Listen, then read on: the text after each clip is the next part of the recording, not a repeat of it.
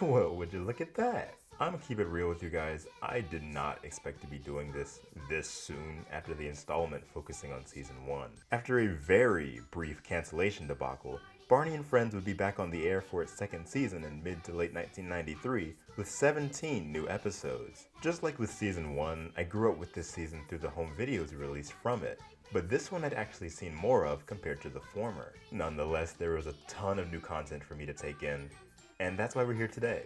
The second season of Barney and Friends.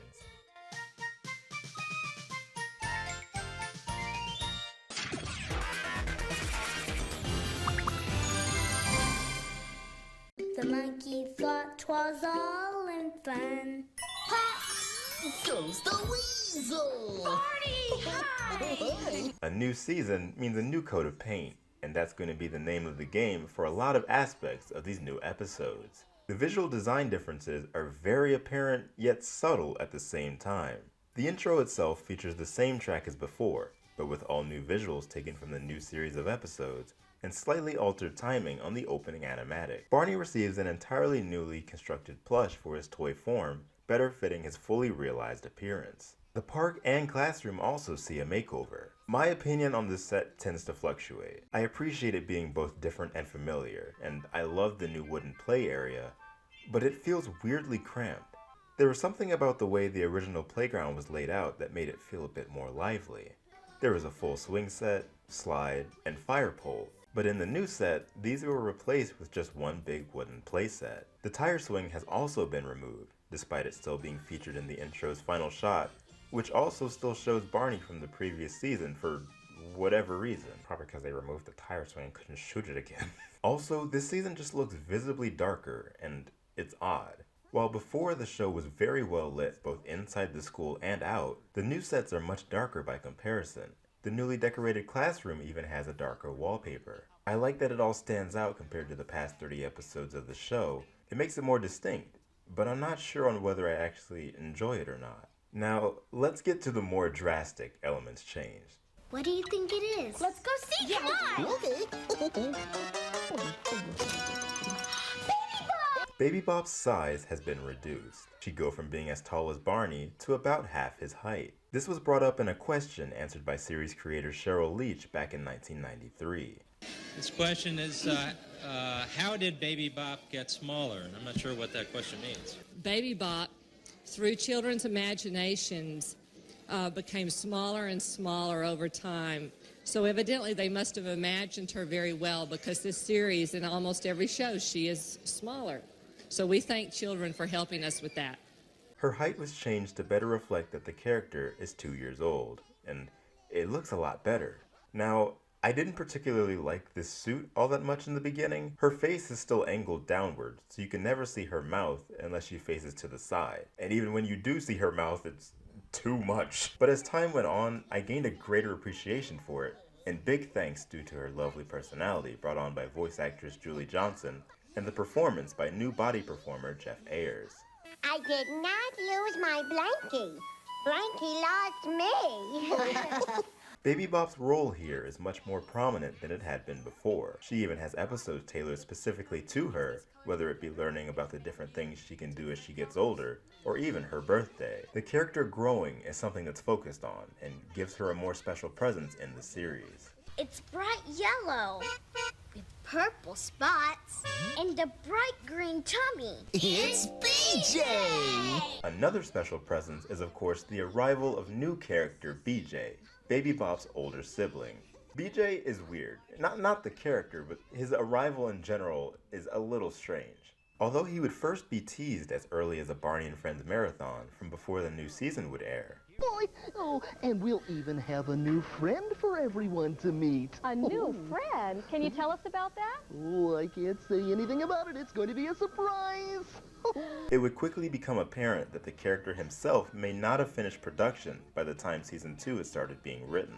He's not mentioned at all early on, and first debuted very late, appearing first in episode 10. He's not featured in any clips from the new opening, and in his debut, he's not given any sort of grand entrance or announcement. He just sort of shows up. Oh, look, everybody, it's BJ, my brother! Hey, BJ. Hi, everybody. everybody. His debut episode isn't even focused towards him, it's an episode dealing with Baby Bop's birthday. Because of his late arrival, BJ unfortunately doesn't add too terribly much, his focus being more towards that of Baby Bop from the previous season, but just slightly lesser. He does shine in the episode An Adventure in Make-Believe, in which the crew teach him how to play pretend, however. If he appeared earlier, I'm sure they'd have been able to split the spotlight between both him and his sibling more evenly. Baby Bop receives a ton more focus here as opposed to season 1, and I love that. I do wish BJ had a bit more to do, however. Now I want to talk about Barney last, so let's move on to the human characters. Thank you, Tina. And now for the weather. Today's weather looks pretty sunny. The kids are exactly as delightful as before. And there's not too much more to say about them than that. Michael is now older, of course, only by about 1 year, but he might as well be a grown man compared to the rest of his main cast members. He said, nice. Every cast member returns except one. Lucy makes one final appearance with the Barney franchise as a whole in the 11th episode, The Exercise Circus. And with her having been gone all the way through then, it was great getting to see her again. New characters include Julie, Jason, and David, who all have some pretty good acting for their age. The awkwardness of last season in terms of the crew getting to know each other and just being kids in general is a lot less present this time around, and I like it a lot. The crew made great use of writing in little things that the kid actors may have happening in real life as a way of teaching the viewers about these occurrences that they may have going on in theirs. For instance, John David Bennett would need to wear glasses, and as such, Sean was written in early on to mention that he'd be needing glasses. Later on in the series, he just starts wearing them, and would continue to do so for the rest of his run in the franchise. I love little things like this. Any little thing they could add to the show as a learning tool would be considered, and it's wonderful. Now, Barney. Oh boy, Barney. Oh boy, oh boy, oh boy. Oh, I love using paint. I didn't have too much to say last time, and for the most part, a lot of what I said still stands. His role always remains the same, and he's an absolute joy to see on screen, always. However, there were multiple times where I felt he himself was doing way too much. Honey and biscuits and a big glass of buttermilk. I can't wait. Barney's pitch gets a bit higher with this season, and with that being so, that also means that he's more excitable. And with that being so, his performance physically is through the roof. And what fun you can have with those books, oh boy! Why, with one of those books... It's nothing short of impressive. West and Joyner have nailed their connection, and the puppeting is near perfect. It just seems the performance itself can be overbearing at times. I found myself at different points out loud being like, alright, I get it. It's even at points where nothing is really happening at all. Oh boy! Oh boy! Oh boy! Oh boy! I love Barney, all around and always, and he is great in this series of episodes, but I wish he'd have turned it down just a smidge, just a little bit, that's all, just a little pinch, just a little teeny bit, just a little teeny. On a brighter note, his personality is cemented the most here. The ad-libs have improved, and Joyner adds an amazing level of polish to different scenes, some even to where you can tell a movement or dance was not scripted, but rather thrown in just at the right moment. I love you, you love me. We're best friends like friends should be. It's wonderful, and in that aspect, Barney excels at doing what he always does, making the viewer smile. Love me too.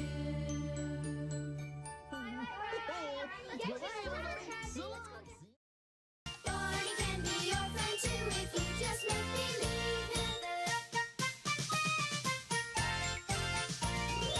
Let me say right off the bat that this season is an immediate improvement from its predecessor. I began watching only a few days after the spotlight would go live for Barney and Friends Season 1, and I saw the improvements right as Barney hopped on screen.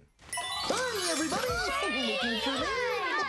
One of my biggest complaints with the first season was the incohesive nature of many different episodes. This of course was chalked up to the production crew not having the most experience with a televised format, as well as the impeding time crunch they had been on at the time. But from as early as season 2's first episode, the crew show a theme that carries throughout the entire runtime, as Barney and his friends learn about the season of autumn and different fall activities they could take part in.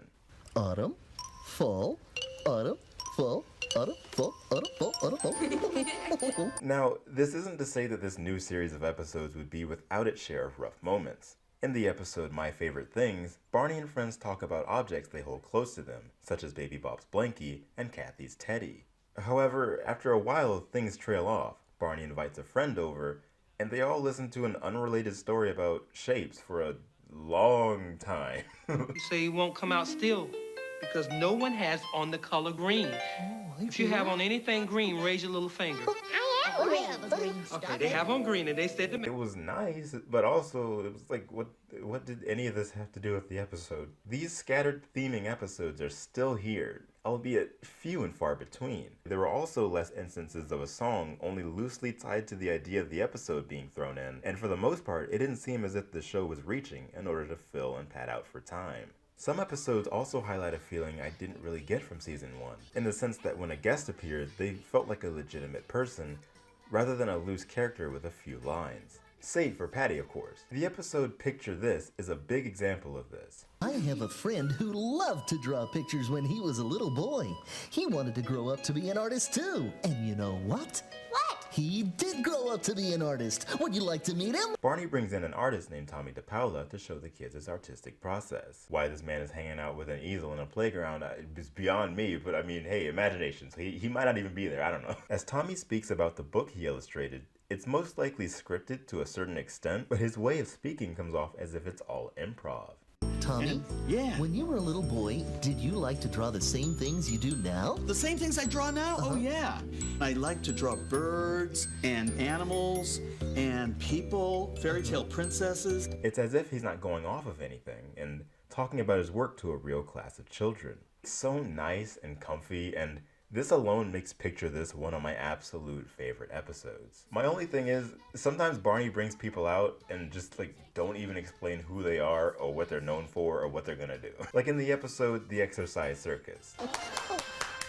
Well, hey everybody, look who's here. It's my good friend, Joe Scruggs. Hi, Barney. Hi, Joe. Like, okay, I had to look him up, alright? I'm sure he's a popular singer, or at least was in the 90s, so I guess with that in mind, there's got to be some kids that would have recognized him, right? I guess, I don't know. But Barney doesn't introduce him as, it's Joe Scruggs. He's a great singer.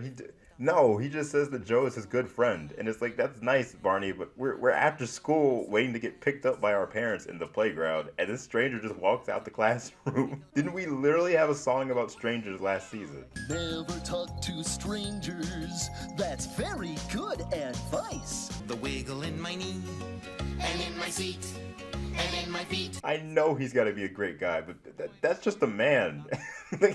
Anyways. You can say it once, you can say it again. It's as easy to learn as counting to 10. Hello, hello, hola! Season 2 has a ton of moments that stand out to me for a variety of reasons. There's a very clear focus on 3 big things that would be important from this point on. One of these is storytelling. Season 1 of the show mainly implemented this through the use of puppet shows the kids would put on, and that would return here as well, just not nearly as prevalent in this format. Instead, Barney would introduce a storybook and read it out loud with everyone. While I wasn't always a fan of just how long they could end up being a lot of the time, that one story about the owl, I'm looking at you. And? Owl tried to sleep. Owl tried to sleep. And? Owl tried to sleep. And? Owls tried to sleep. Oh my god, stop! We get a lot of story reading and storytelling throughout these episodes. It actually surprised me just how many times this would happen, and I don't blame them. With a character having a voice as soothing as Barney's could be, it makes sense that they do the most with it. Hearing him read to the kids makes it feel as though he was truly meant for it. making it more apparent what it would lead on to be with the Bedtime with Barney radio show premiering early the following year. Another big thing is that the focus on family is also very prominent. BJ and Baby Bop have sweet scenes together, and even share the sister song that debuted with Tina and Lucy prior. But I know she's always there, and I know she'll always care. She's my sister. I love my sister. I'm his sister.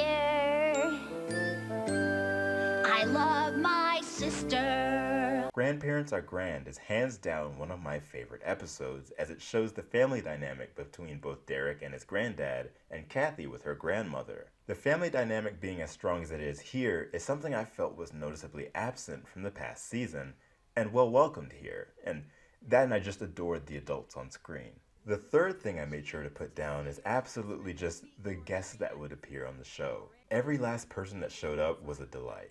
They all felt so real and genuine, and in a way acted as a cool-down period for any and everything that had been happening before their arrival. I honestly can't choose a favorite guest appearance just because they were all so wonderful. No guest ever felt as though they overstayed their welcome, as they each had the perfect amount of screen time for what they'd be doing.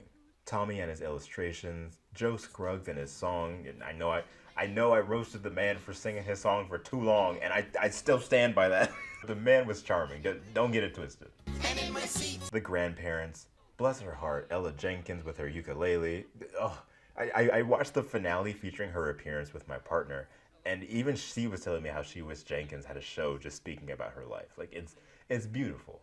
Shake hands with friends, 'cause it's time to go, and I hope I'll see you another day. It's been fun visiting with all of you.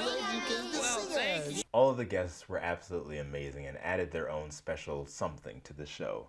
Now, you can't mention Season 2 without an adventure in make-believe, the episode that went on to be released as Let's Pretend with Barney on VHS. This episode should be the poster for what the franchise is all about. Teaching the new character BJ the fundamentals of using your imagination is a brilliantly thought of concept and made for a memorable episode fitted with great writing.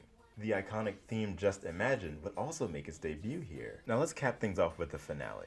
The finale, A Very Special Delivery, is another personal favorite of mine, as it perfectly caps off the season. Across various episodes, Tasha would often mention that her family would be getting bigger. Here in the finale, we find that her parents are having twins. The episode is centered around the notion that everyone is special, no matter who or what they are. Sound familiar? Because you are special. And you are too! Remember? In the same way Season 1 ended with an everyone is special premise, Season 2 would follow suit and is handled so well. Every dinosaur is even present as Tasha's parents arrive with both babies in hand. Barney would even lead in a new slower arrangement of the song Everyone is Special. It's heartwarming, it's fun, and I honestly couldn't think of a better way they could have ended things off. There's so much to love about what was brought forward here, and Barney would show absolutely no signs of stopping. And Barney, where'd he go? Granddad, he's right there.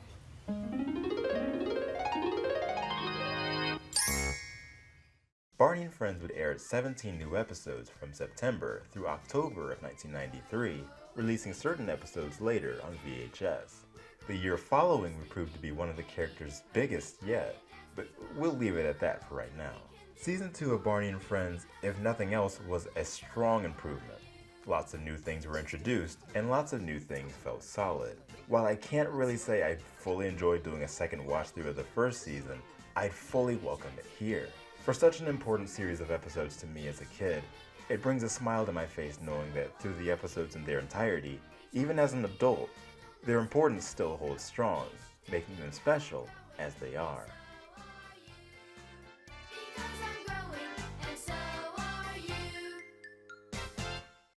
Gogeta Super, Brandon, Helen, Emilia, Amanda, Austin, Chaco, Daniel, Ian, Julia, Luke, Matthew, Quirky Girl,